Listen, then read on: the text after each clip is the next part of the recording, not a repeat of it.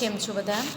ધોરણ 11ના કોમર્સના વિદ્યાર્થીઓનું અર્થશાસ્ત્ર વિષયમાં ચેપ્ટર 3માં હાર્દિક સ્વાગત છે. બધા ઘરે બરોબર અભ્યાસ કરો છો ને? આપણે ત્રીજું ચેપ્ટરનો અભ્યાસ કરતા હતા. એમાં શૂન્ય આવક સાપેક્ષ માંગ સુધીની આપણે ચર્ચા કરી છે. હવે લઈએ છીએ માંગની પ્રતિમૂલ્ય સાપેક્ષતા. તો સામાન્ય રીતે વસ્તુનો એકબીજા સાથે બે પ્રકારના સંબંધમાં વસ્તુઓ જોડાયેલી હોય છે. એક છે અવેજી વસ્તુ અને બીજી છે પૂરક વસ્તુ. તો અવેજી વસ્તુ કોને કહેવાય? આપણે આની ચર્ચા કરી ચૂક્યા છીએ. ફરીથી આપણે એને રિપીટ કરીએ છીએ જેથી કરીને તમને ખ્યાલ આવે અવેજી વસ્તુ એટલે શું એમ પ્રશ્ન પૂછાય છે. તો જ્યારે વસ્તુઓ વૈકલ્પિક હોય તો તેવી વસ્તુઓને અવેજી વસ્તુ કહેવામાં આવે છે. એનો અર્થ એ થયો કે એક વસ્તુના બદલામાં તમે બીજી વસ્તુનો ઉપયોગ કરી શકો છો. ખાંડને બદલે ગોળ, ચાને બદલે કોફી, બરાબર? તો આ શું કહેવાય? અવેજી વસ્તુ. એકના બદલામાં બીજું. તમારે એક જગ્યાએથી બીજા સ્થળે જવું છે તો ત્યાં તમે ગાડીથી જઈ શકો, ટુ વ્હીલરથી પણ જઈ શકો, સાયકલથી પણ જઈ શકો. બધી જ વસ્તુમાં એકસાથે આપણે સવારી નથી કરી શકતા. એટલે એકના બદલામાં બીજી વસ્તુનો આપણે ઉપયોગ કરીએ છીએ. તો આ બધી અવેજી વસ્તુઓ છે. ટૂંકમાં એકના બદલામાં બીજું એને કહેવાય અવેજી વસ્તુ. ત્યાર પછી છે પૂરક વસ્તુ. તો જ્યારે વસ્તુઓ એકબીજા સાથે સામાન્ય રીતે જોડાયેલા હોય તો તેને પૂરક વસ્તુ કહેવાય છે. એટલે કે એક વસ્તુની સાથે સાથે તમને બીજી વસ્તુની પણ જરૂરિયાત ઊભી થાય છે. દાખલા તરીકે ચા. તો ચા બનાવવી હોય તો એકલું ચાથી ન ચાલે. ચાની સાથે તમારે ખાંડ જોઈએ, દૂધ જોઈએ, સ્ટવ જોઈએ, પછી ગેસ, બળતણ કંઈ પણ તમે યુઝ કરતા હોય, વાસણ જોઈએ. આ બધી જ વસ્તુઓ હોય ત્યારે ચા તૈયાર થાય. તો આ બધી વસ્તુઓ છે પૂરક વસ્તુ કહેવાય. બૂટ સાથે મોજા, તો મોજા એ પૂરક વસ્તુ છે. તો આવી વસ્તુઓ જે છે એને પૂરક વસ્તુ તરીકે ઓળખવામાં આવે છે. તો પૂરક વસ્તુ એટલે અભિન્ન રીતે એની સાથે જોડાયેલી હોય. એના વિના તમારી જે કંઈ પણ ઈચ્છા છે અથવા તમે જે કાર્ય કરવા માંગો છો તે પૂર્ણ ન થઈ શકે તો તે કહેવાય પૂરક વસ્તુ. જ્યારે એક વસ્તુની કિંમતમાં ફેરફાર થાય ત્યારે બીજી વસ્તુની એટલે કે અવેજી વસ્તુની કે પૂરક વસ્તુની જે છે તેની માંગ પર તેની અસર થતી હોય છે. અને ત્યારે તે વસ્તુનું અસરનું માપ જાણવા માટે માંગની પ્રતિમૂલ્ય સાપેક્ષતાનો ઉપયોગ કરવામાં આવે છે. માંગની પ્રતિમૂલ્ય સાપેક્ષતા એટલે કે એક વસ્તુના કિંમતમાં થતો ટકાવારી ફેરફાર અને બીજી વસ્તુની માંગમાં થતો ટકાવારી ફેરફાર. જુઓ, તમને અહીંયા સૂત્ર આપેલું છે, બરાબર? કે માંગની મૂલ્ય સાપેક્ષતાનું સૂત્ર આપો એમ પૂછાય તો તમારે લખવાનું કે એક્સ વસ્તુની માંગમાં થતો ટકાવારી ફેરફાર અને વાય વસ્તુની કિંમતમાં થતો ટકાવારી ફેરફાર. માંગની મૂલ્ય સાપેક્ષતા માપવાની પદ્ધતિઓ. Method of measure elasticity of demand. તો માંગનો નિયમ વસ્તુની કિંમતને કારણે માંગમાં જોવા મળતા વ્યસ્ત ફેરફારો વિશે ચર્ચા કરે છે. એટલે કે કિંમત વધે છે તો માંગ ઘટે છે અને કિંમત ઘટે છે તો માંગ વધે છે. વ્યસ્ત એટલે ઉલટો. તો આ જે ઉલટો સંબંધ છે એની ચર્ચા કરે છે. પરંતુ વસ્તુની કિંમતમાં 10% ફેરફાર થવાથી વસ્તુની માંગમાં કેવા પ્રકારનું પરિવર્તન આવશે તે માંગનો નિયમ દર્શાવે છે. પણ કેટલું ફેરફાર આવશે, કેટલું પરિવર્તન આવશે તે દર્શાવવા માટે એટલે કે માંગનો નિયમ નિષ્ફળ જાય છે. તે વસ્તુની કિંમતમાં થતા ફેરફારથી માંગમાં કેટલો ફેરફાર થશે તે માપવાની રીતને માંગની મૂલ્ય સાપેક્ષતા તરીકે ઓળખવામાં આવે છે. માંગની મૂલ્ય સાપેક્ષતા 3 જુદી જુદી રીતે માપવામાં આવે છે. એક ગુણોત્તરની રીતે, બીજી ખર્ચની રીતે અને ત્રીજી ભૌમિતિક રીત. આ ત્રણેય માત્ર તમારે રીતનો ઉલ્લેખ કરવામાં આવેલો છે. ડિટેલમાં એના પ્રશ્નો પૂછાતા નથી. આપણા અભ્યાસક્રમમાં તે સામેલ નથી અને માટે તમારે આ 3 પદ્ધતિ વિશેના અભ્યાસ તમારે યાદ રાખવાનો છે. અહીંયા આપણે આપણું ચેપ્ટર પૂર્ણ કરીએ છીએ. સ્વાધ્યાય તમારું જે છે એ તમારી ઇકોનોમિક્સની પાકી નોટમાં લખી નાખવાનું છે. હવે લઈએ છીએ ચેપ્ટર 4, જેને કહેવાય પુરવઠો એટલે કે સપ્લાય. તો તેની અંદર આપણે કઈ કઈ વસ્તુઓનો અભ્યાસ કરીશું? પુરવઠાનો અર્થ, પછી તેના જથ્થાનો અર્થ, એમાં ઉત્પાદન, પુરવઠો, જથ્થો, તેના વિશેની ચર્ચા કરીશું. પુરવઠો અને જથ્થા વચ્ચેનો તફાવત કોને કહેવાય, કોને પુરવઠો કહેવાય, કોને જથ્થો કહેવાય તે વિશેની ચર્ચા કરીશું. પુરવઠાને અસર કરતા પરિબળો કયા કયા છે એની ચિંતા થશે. એમાં ખાસ કરીને એની ચર્ચા કરતી વખતે વસ્તુની કિંમત અને કિંમત સિવાયના પરિબળો, બે પ્રકારના પરિબળો અસ્તિત્વ ધરાવશે, જે સેમ આપણે માંગમાં હતું તે જ પ્રમાણે આખું જ ચેપ્ટર જેટલો અભ્યાસક્રમ આપણો માંગનો છે આપણા અભ્યાસક્રમની અંદર, તેવી જ રીતે પુરવઠાનો પણ આપેલો છે. એટલે તમને સમજવામાં બહુ આસાની અને સરળતા રહેશે. વ્યક્તિગત પુરવઠો અને બજાર પુરવઠો, પુરવઠાનું વિધેય, પુરવઠાનો નિયમ, પછી પુરવઠાના નિયમની ધારણાઓ, પુરવઠાની અનુસૂચિ, આકૃતિ અને તેની સમજૂતી, પુરવઠાની કિંમત અને માંગ વચ્ચે, કિંમત અને પુરવઠા વચ્ચેનો જે સંબંધ રહેલો છે તેની સમજૂતી, પુરવઠામાં પરિવર્તન કેવી રીતે થાય છે, તો એનું પરિવર્તન જે છે એક કહેવાશે વિસ્તરણ સંકોચન અને બીજું કહેવાશે વધારો ઘટાડો, તો તેની ચર્ચા કરીશું. અને પુરવઠાના નિયમના જે અપવાદો રહેલા છે એ અપવાદોની પણ આપણે ચર્ચા કરીશું. એમાં ખાસ કરીને બે અપવાદો રહેશે, અલભ્ય વસ્તુઓ અને નાશવંત વસ્તુઓ. બજારમાં વસ્તુનું કિંમત નિર્ધારણ, આ વસ્તુની આપણે આટલી બાબતો જે છે એના વિશેની આપણે ચર્ચા કરવાની રહેશે. તો ચોથું ચેપ્ટર આપણું જે છે સપ્લાય, તેની અંદર આપણે આટલી બાબતોની ચર્ચા કરીશું. તો સૌપ્રથમ એની પ્રસ્તાવના લઈશું, એટલે કે ઇન્ટ્રોડક્શન.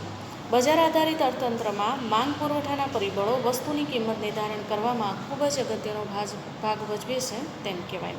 અને એટલે માંગને સમજવા માટે પુરવઠાને સમજવો પણ એટલો જ જરૂરી છે. માંગ વિના પુરવઠો અને પુરવઠા વિના માંગની આપણે કલ્પના પણ કરી શકીએ નહીં. બંને અભિન્ન અંગ છે, એકબીજા સાથે જોડાયેલા છે. બજારમાં પુષ્કળ પ્રમાણમાં અલગ અલગ વસ્તુઓ અસ્તિત્વ ધરાવે છે અને એ પ્રમાણે તે ચીજ વસ્તુઓની પુષ્કળ પ્રમાણમાં માંગ પણ થતી હોય છે. અને એટલા માટે તે ચીજ વસ્તુઓનો પુરવઠો બજારમાં હોવો જરૂરી છે. જો બજારમાં પુરવઠો ન હોય તો તે વસ્તુની માંગ હોવા છતાં પણ તે વેચી શકાતી નથી. અને એટલે વસ્તુઓની માંગમાં જેમ જેમ ફેરફાર થતા રહે છે તેમ તેમ વસ્તુના પુરવઠામાં પણ ફેરફાર થાય છે. તે રીતે જુદી જુદી કિંમતે વસ્તુની માંગ જુદી જુદી હોય છે, તેવી જ રીતે જુદી જુદી કિંમતે વસ્તુઓનો પુરવઠો પણ અલગ અલગ હોય છે. એટલે માંગ અને પુરવઠો, જેમ માંગમાં કિંમતનું પરિબળ અને કિંમત સિવાયના પરિબળો અસર કરે છે, તેવી જ રીતે પુરવઠામાં કિંમતનું પરિબળ અને કિંમત સિવાયના પરિબળો અસર કરે છે. તો પુરવઠા અને જથ્થા વચ્ચેનો અર્થ, meaning of supply and stock. તો પુરવઠો કોને કહેવાય અને જથ્થો કોને કહેવાય એ બહુ એક સામાન્ય રીતે કહી શકાય ને તો સાવ આછી પાતળી ભેદરેખા છે, જેના આધારે એ નક્કી થતું હોય છે.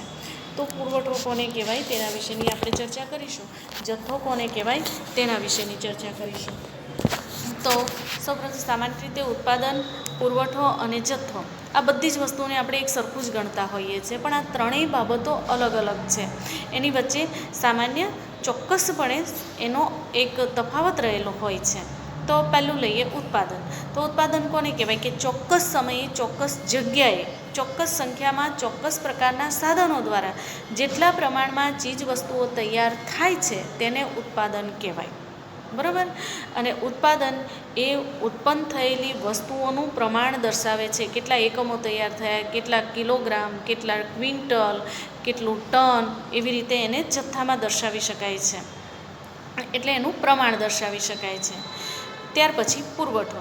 તો ચોક્કસ સમયે, ચોક્કસ કિંમતે ઉત્પાદક ઉત્પાદનનો જે ભાગ વેચાણ માટે વેચવાની ઈચ્છાશક્તિ અને તૈયારી દર્શાવે છે તેને પુરવઠો કહેવામાં આવે છે. જો આ પુરવઠાની વ્યાખ્યા થઈ, પુરવઠાનો અર્થ થયો. ચોક્કસ સમયે, કારણ કે સમયાંતર જેમ જેમ સમય બદલાતો જાય તેમ તેમ પુરવઠામાં ફેરફાર થતા જાય છે. અત્યારે પુરવઠો બજારમાં જે છે એ આજની પરિસ્થિતિને લક્ષમાં લઈને, આ વાતાવરણને લક્ષમાં લઈને, ચોમાસું છે તો છત્રી, રેઇનકોટ ને એવું બધું તમને જોવા મળશે. પછી શિયાળો આવશે એટલે પુરવઠો, પછી છત્રી, રેઇનકોટ ઘટી જશે, બજારમાંથી હટી જશે અને તેની જગ્યાએ ગરમ કપડાં આવી જશે. એટલે ચોક્કસ સમયે જેમ સમય બદલાય ને તેમ પુરવઠાનું સંખ્યા અને પ્રમાણ પણ બદલાતું હોય છે અને એનો પ્રકાર પણ બદલાતો હોય છે. એટલા માટે ચોક્કસ સમયે ઉપલબ્ધ સાધનો દ્વારા, એટલે કે ચોક્કસ કિંમતે જ્યારે બજારમાં પુરવઠો મૂકવામાં આવે છે એ પહેલાં એની કિંમત નિર્ધારિત થઈ જાય છે. અને એટલા માટે ચોક્કસ કિંમતે ઉત્પાદક ઉત્પાદનનો જે ભાગ, બરાબર, ઉત્પાદનનો જે ભાગ એટલે કે જેટલા પ્રમાણમાં ઉત્પાદન થયું હોય તેટલું, જેટલા પ્રમાણમાં ઉત્પાદન થયું હોય તેમાંથી બધું ઉત્પાદન એ વેચાણ માટે બજારમાં મૂકી દેશે તો બધો પુરવઠો કહેવાશે. પણ એમાંથી અમુક ટકા હિસ્સો એ બજારમાં મૂકશે, કારણ કે ઉત્પાદન તો થોક બંધ થતું હોય છે અને સિઝનેબલ બિઝનેસ અસ્તિત્વ ધરાવે છે. એટલા માટે બારે માસ ઉત્પાદન થતું હોય પણ વેચાણ અમુક જ સમયગાળામાં થતું હોય તેવું બને, અથવા તો અમુક જ સમયગાળામાં ઉત્પાદન થતું હોય અને બારે માસ વેચાણ થતું હોય તેમ પણ બને. આ બંને પ્રકારની ચીજ વસ્તુઓ બજારમાં અસ્તિત્વ ધરાવે છે અને એટલા માટે આ વસ્તુઓ માટે ચોક્કસ પ્રકારે એનો સમય પણ અને કિંમત પણ નક્કી હોય છે કે એટલે જેટલું ઉત્પાદન થયું હોય તેટલું બધું જ ઉત્પાદન તેણે વેચાણ માટે મૂકી દેવું જરૂરી હોતું નથી. તો ચોક્કસ કિંમતની સાથે છે જે ભાગ એટલે કે ચોક્કસ જથ્થો એ વેચવા માટેની એની ઈચ્છા છે, કેટલા પ્રમાણમાં માલસામાન વેચવા ઈચ્છે છે તે એને વેચવા માટેની એની શક્તિ એટલે કે આર્થિક શક્યતા છે કેટલી તે પણ દર્શાવે છે. અને આ બધું જ હોવાની સાથે તે વેચવાની તેની તૈયારી છે કે કેમ, આ બધી જ બાબતોનો સરવાળો એટલે પુરવઠો. પુરવઠાની વાત કરી. હવે વાત લઈએ જથ્થો કોને કહેવાય?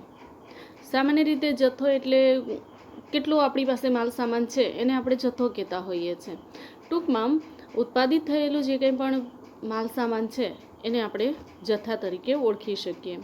ઘણા બધા લોકો વેચાણ માટેના એકમોનું જે પ્રમાણ હોય છે એને જથ્થો કહેતા હોય છે, પણ હકીકતમાં અર્થશાસ્ત્રની ભાષામાં વેચાણ માટે જે માલ સામાન આપણે બજારમાં મૂકીએ છીએ તેને પુરવઠો કહેવામાં આવે છે.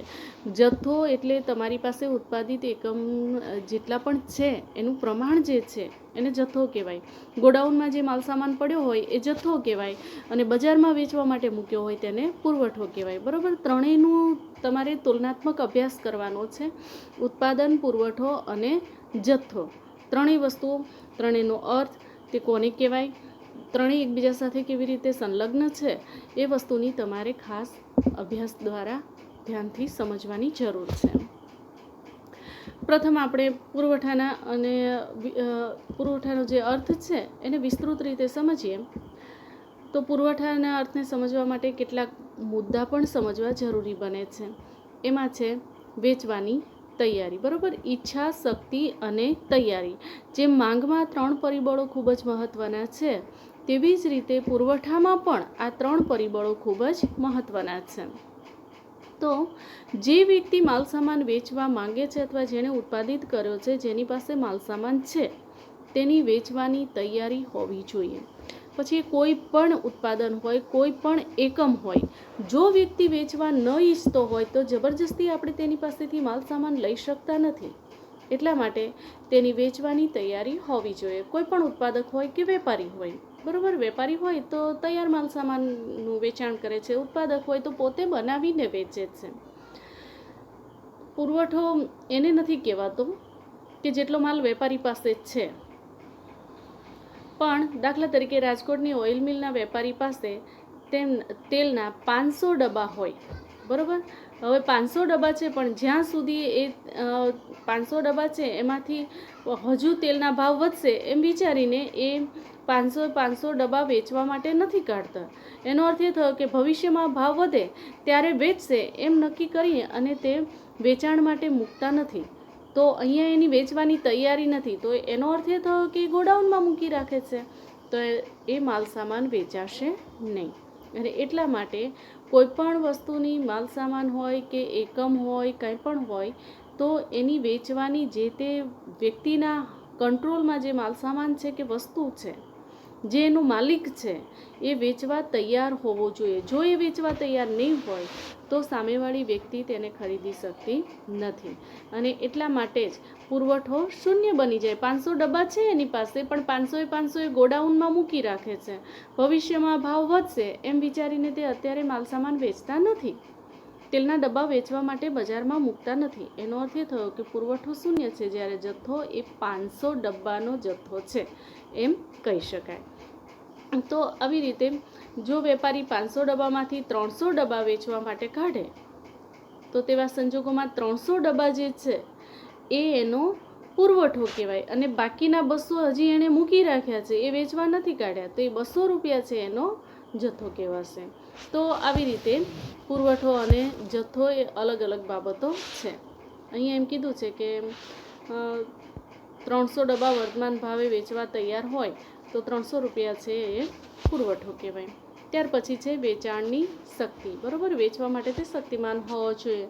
જો એ વધુ પ્રમાણમાં માલસામાન વેચવા માટેની તેનામાં આર્થિક રીતે શક્તિ ન હોય તો તે માલસામાન વેચી શકશે નહીં. એટલે વેપારી જે કાંઈ પણ ચીજવસ્તુ વેચવા માંગે છે તે વસ્તુનું પ્રમાણ તેની પાસે હોવું જોઈએ.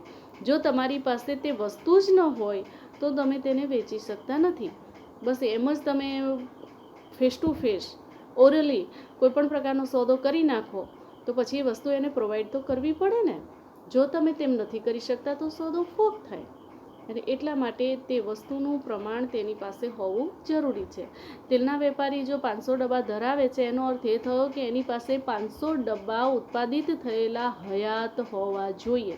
એ પછી એણે ઉત્પાદન કર્યું હોય અથવા ઉત્પાદિત કંપની પાસેથી મેળવ્યા હોય, પરંતુ તેની પાસે 500 ડબ્બા હોવા જોઈએ અને તે 1000 ડબ્બા વેચવાનો ઈરાદો ધરાવતો હોય.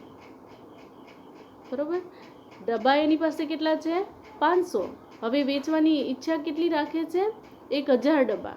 તો 1000 ડબ્બા એનો પુરવઠો ન ગણાય. શા માટે ન ગણાય? કારણ કે એટલો પુરવઠો એની પાસે છે જ નહીં. એનો અર્થ એ થયો કે જથ્થા કરતાં પુરવઠો ઓછો હોઈ શકે, વધુ હોઈ શકે નહીં. બરાબર, પુરવઠા કરતાં જથ્થો વધારે હોઈ શકે.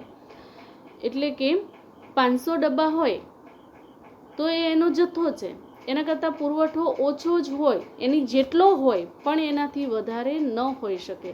એની પાસે જેટલો માલ સામાન હોય તેટલાનું જ તે વેચાણ કરી શકે. એની પાસે 500 ડબ્બા છે તો એ 500 એ 500 વેચી નાખે તો જેટલો જથ્થો છે તેટલો જ પુરવઠો કહેવાશે. જો તેમાંથી તે 300 ડબ્બા વેચવા માટે કાઢે છે તો તેનો જથ્થો અત્યારે 500 ડબ્બાનો હતો, એમાંથી 300 વેચવા માટે તૈયાર છે. એટલે એનો અર્થ એ થયો કે જથ્થો 500 એકમનો છે, પુરવઠો 300 એકમનો છે. એટલે જથ્થા કરતાં પુરવઠો ઓછો છે, પણ 500 ડબ્બા એની પાસે હોવાથી તે 1000 વેચવાની શક્તિ ધરાવે છે એમ ન કહી શકાય. 1000 ડબ્બા વેચવા માટે તેની પાસે 1000 ડબ્બા હોવા જરૂરી છે.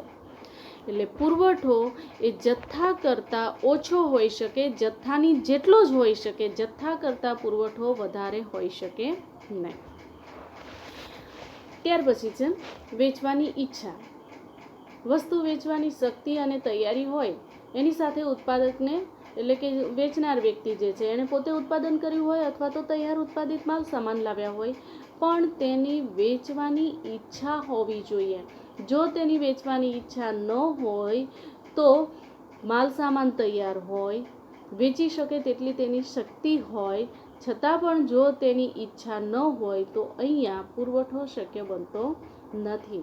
અને એટલા માટે તે માલ સામાન વેચવાની તેની ઈચ્છા પણ હોવી જોઈએ. એટલે ઈચ્છા, શક્તિ અને તૈયારી ત્રણેય બાબતોનું મિશ્રણ થાય ત્યારે તે પુરવઠો બને છે. તમારે એક વસ્તુ ખાસ યાદ રાખવાની, માંગ હોય ત્યારે તમે ગ્રાહક છો એમ ઇમેજિન કરવાનું, અને જ્યારે પુરવઠાની વાત કરતા હોઈએ ત્યારે તમે વેપારી છો અથવા ઉત્પાદક છો એમ ઇમેજિન કરવાનું. એટલે તમારે પક્ષ બદલી નાખવાનો. માંગની તમે ચર્ચા કરતા હોય અથવા એને સમજવાનો પ્રયત્ન કરતા હોય ત્યારે તમે ગ્રાહક છો એમ સમજી લેવાનું. તમારે મનમાં ધારી લેવાનું કે હું ગ્રાહક છું. અને જો તમે પુરવઠા વિશે સમજવાનો પ્રયત્ન કરતા હોય ત્યારે તમારે એમ સમજી લેવાનું કે હું વેપારી છું, હું ઉત્પાદક છું. બરાબર, ઉત્પાદક અથવા વેપારી બેમાંથી કોઈ પણ હોઈ શકે. તો આવી રીતે તમે જો મનમાં ધારી લેશો એવું તો તમને સમજવામાં સરળતા રહેશે. હવે પુરવઠા અને જથ્થા વચ્ચેનો તફાવત શું કહેવાય? Difference between supply and stock. Stock એટલે સ્ટોક એટલે જથ્થો અને સપ્લાય એટલે પુરવઠો. તો સામાન્ય રીતે જથ્થા અને પુરવઠાના એકબીજાને સમાન માનવામાં આવે છે. આપણે એવું જ માની લઈએ છીએ કે જથ્થો છે એને જ પુરવઠો કહેવાય. હકીકતમાં એવું હોતું નથી. પ્રવર્તમાન કિંમતે કેટલા એકમો તમે વેચવા માટે તૈયાર છો અને એ વેચવા માટે તમે બજારમાં મૂકો છો ત્યારે એ પુરવઠો કહેવાય.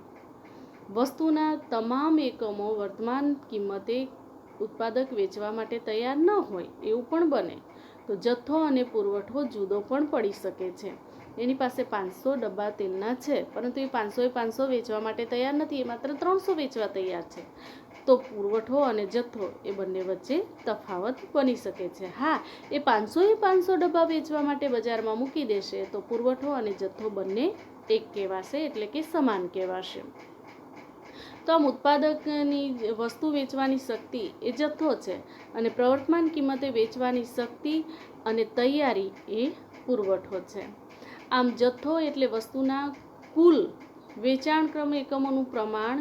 પુરવઠો જથ્થા કરતાં ઓછો હોઈ શકે. જથ્થો અને ઉત્પાદન અલગ અલગ હોય છે, કારણ કે અગાઉના ઉત્પાદનના ન વેચાયેલા માલ સામાનનો પણ તેની અંદર સમાવેશ થાય છે અને એટલા માટે જથ્થો અને ઉત્પાદન અલગ હોઈ શકે.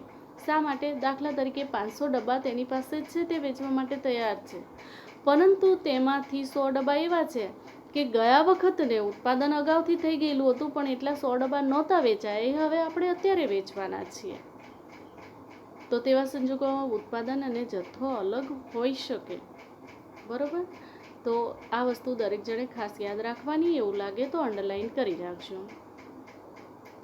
ગોડાઉનમાં વસ્તુનું વેચાણકામ એકમોનું પ્રમાણ એટલે જથ્થો અને તેનાથી પ્રવર્તમાન કિંમતે વેચવાની તૈયારી અને ઈચ્છા જે દર્શાવે એને પુરવઠો કહેવાય.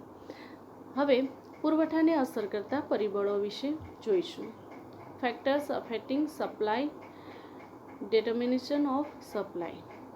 તો પુરવઠાને અસર કરતા પરિબળોને બે ભાગમાં વહેંચી દેવામાં આવે છે. જેમ આપણે માંગમાં ચર્ચા કરી હતી ને, એવી જ રીતે વસ્તુની કિંમત અને કિંમત સિવાયના પરિબળો.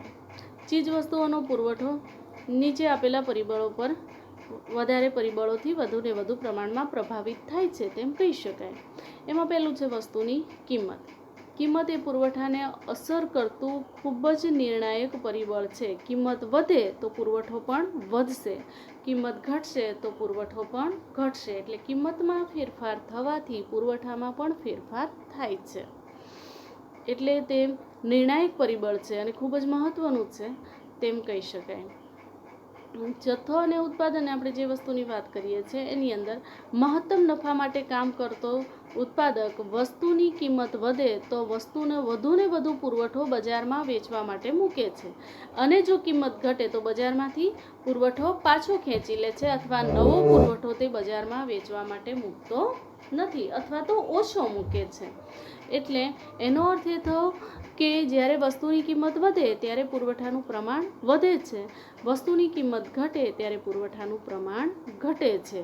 એટલે કે પુરવઠો અને કિંમત વચ્ચે સીધો સંબંધ છે. કિંમત વધે તો પુરવઠો વધે, કિંમત ઘટે તો પુરવઠો ઘટે. બરાબર? માંગ અને કિંમત વચ્ચે કેવો સંબંધ છે? વ્યસ્ત સંબંધ છે. કિંમત વધે તો માંગ ઘટે, કિંમત ઘટે તો માંગ વધે. એટલે તે ઉલટો સંબંધ ધરાવે છે. પરંતુ પુરવઠામાં સીધો સંબંધ છે. કિંમત વધે તો પુરવઠો વધે, કિંમત ઘટે તો પુરવઠો પણ ઘટે. હવે બીજું પરિબળ છે વસ્તુની કિંમત સિવાયના પરિબળો. એટલે કે અહીંયા આપણે એવું ધારી લઈએ છીએ કે કિંમતનું પરિબળ યથાવત રહે છે, સ્થિર રહે છે. એટલે જો કિંમતનું પરિબળ યથાવત રહે અને અન્ય પરિબળોમાં ફેરફાર થવાથી પુરવઠામાં જે વધારો ઘટાડો થાય છે તેને વધારો ઘટાડો કહે છે. બરાબર? પુરવઠો વધે અથવા ઘટે છે તેને પુરવઠાનો વધારો ઘટાડો કહે છે. પુરવઠો કિંમત સિવાયના પરિબળો હોય ત્યારે વધારો ઘટાડો શબ્દ વાપરવાનો, અને કિંમતનું પરિબળ જ્યારે અસર કરતું હોય ત્યારે વિસ્તરણ સંકોચન શબ્દનો ઉપયોગ કરવાનો છે. અન્ય પરિબળો યથાવત રહે. ઉત્પાદન ખર્ચ ઘટે તો વસ્તુના પુરવઠામાં વધારો થાય છે, કારણ કે ઓછા ખર્ચે વધુ એકમોનું ઉત્પાદન શક્ય બને છે. ઉત્પાદન ખર્ચ ઘટવાથી નફાની શક્યતા પણ વધે છે, કારણ કે ખર્ચનું પ્રમાણ ઘટી જાય છે. તો તેથી ઉત્પાદકને વધુ વસ્તુઓ વેચવા માટેનું પ્રલોભન મળે છે. તે વધુને વધુ પ્રમાણમાં ચીજવસ્તુઓ વેચવા માટે બજારમાં મૂકે છે અને તેથી પુરવઠો વધે છે. એનાથી વિરુદ્ધ જો ઉત્પાદન ખર્ચ વધે તો નફાના પ્રમાણમાં ઘટાડો થાય અને નફાનું પ્રમાણ ઘટે એટલે પુરવઠો પણ ઘટે છે. આમ ઉત્પાદનના સાધનોની કિંમત વસ્તુના પુરવઠાને પણ અસર કરે